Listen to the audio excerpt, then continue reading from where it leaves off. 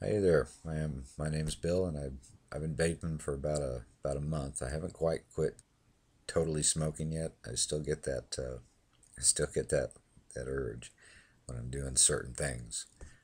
But I'm down to roughly 3 or 4 cigarettes a day, and so I'm happy with that. I'm elated about that. I will eventually quit totally, but one thing I noticed that was kind of difficult to even reduce was using a 3.7. I didn't bring any examples with me, I'm sorry. But I used a pen style, and 3.7 with a regular atomizer was kind of doing it, but it just wasn't quite enough. I needed more of a throat hit and more of a, that hit. And so I was looking to see about 5 and 6, 7.4 volt mods, but I didn't want to put the money out. So what I did was I figured out how to do this, and anybody with a little ingenuity can do it. I got my really old Sprint car charger, and I went ahead and I took this thing and opened it up, and I just pulled all the guts out at period. And most of you I know are familiar with how to hook up your atomizer, um, positive to the center and negative to the outside of it. Um, and you just run your wires. This negative actually runs all the way back to my USB cord that I modified in here. You'll have to drill a hole in this thing if you want to use the holder. And then positive goes to the switch, from the switch to the atomizer. I know it doesn't look like it. The LED, this is important, goes off of the negative pin. Let's see if I can get it up closer here. Let's see. Trying to point to it, it's hard. Off the negative point pin, you go to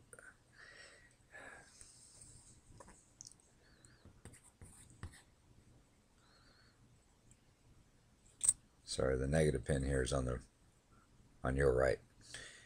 Negative pin goes this way, and it connects to this little resistor right here. I think that's what it's called. I'm not really electronically.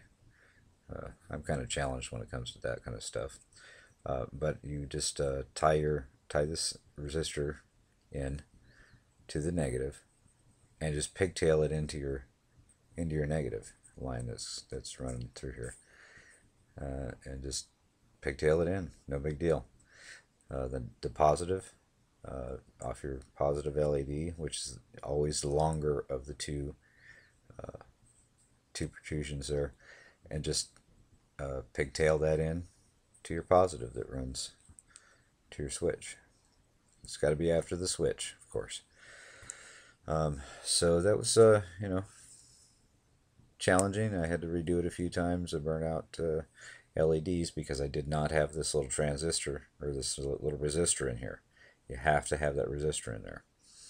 My switch burned out a couple times too, so I had to replace that a couple times. So it kind of looks like a mess in there. What I had to do on the front of this was I took my little Dremel, and basically I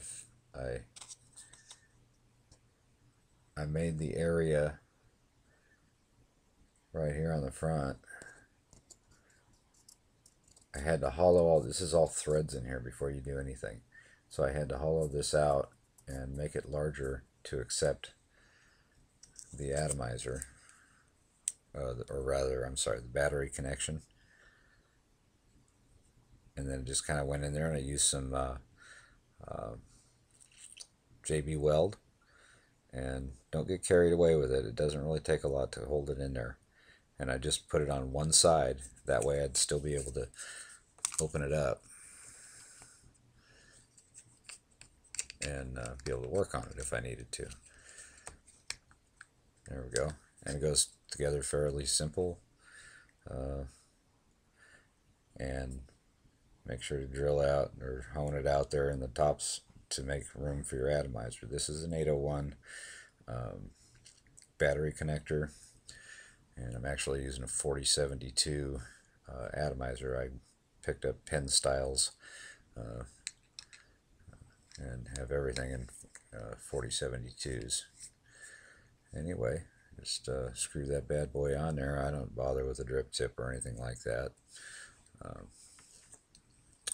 And then you just fire it up.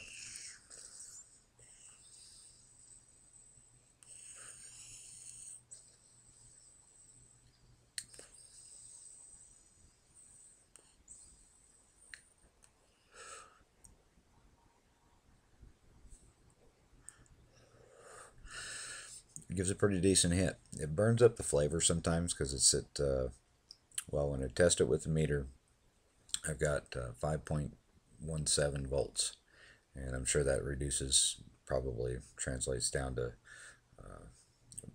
probably around 4.9. I haven't figured out a way to actually test that while I'm using it, but you know, if you're looking for a real strong hit, you know, put plenty of PG in your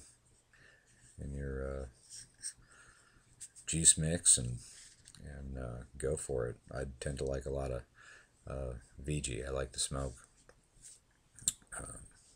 and I like a lot of flavor. I'd probably go overboard on my flavors. This was root beer right here that I was doing, but yeah, this is you know, cheap, easy method to do it. I'm also looking to figure out how to do like a box mod.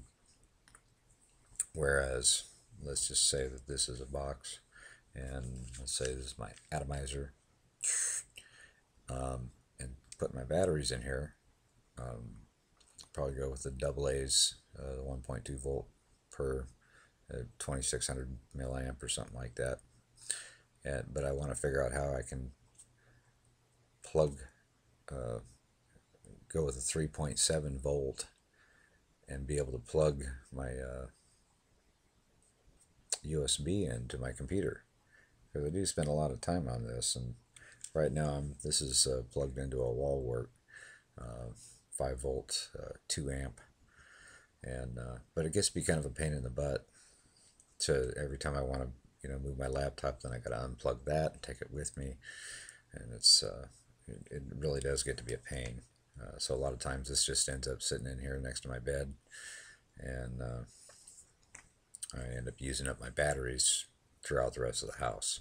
So I'm looking for something where I can tape my box and be able to plug it in and have it charging while I'm sitting on my computer, and you know, and then just unplug it and walk around, do what I want, and it'll have enough battery in it to last me, hopefully, you know, at least a day.